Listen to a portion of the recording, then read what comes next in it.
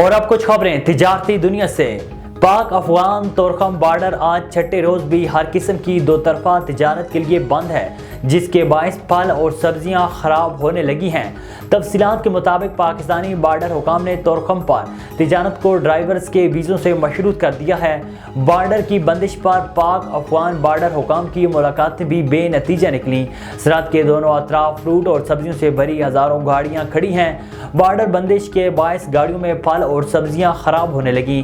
دوسری جانب ٹرانسپورٹرز نے دونوں اطراف سے بارڈر کھولنے کا مطالبہ کیا ہے۔ متحدہ عرب امارات نے پاکستان کے لیے $2 ارب کا قرض مؤخر کر دیا۔ اسٹیٹ بینک آف پاکستان نے قرض مؤخر ہونے کی تصدیق کرتے ہوئے کہا ہے کہ متحدہ عرب امارات نے $2 ارب کا قرض 1 سال کے لیے مؤخر کیا ہے۔ ذرائع کے مطابق UAE سے $2 ارب کا قرض 23 جنوری تک میچور ہو رہا ہے، جسے 1 سال مؤخر کرنے کے لیے نگران وزیر اعظم انوار اللہ کاکڑ نے صدر متحدہ عرب امارات کو خط لکھا تھا۔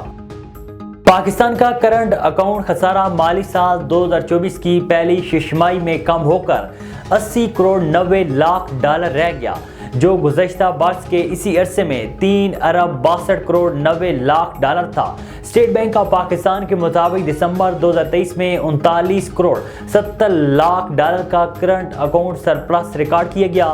دسمبر 2022 میں یہ خسارہ $36 کروڑ 50 لاکھ کا تھا، جبکہ نومبر 2023 میں کرنٹ اکاؤنٹ خسارہ $1 کروڑ 50 لاکھ رہا تھا۔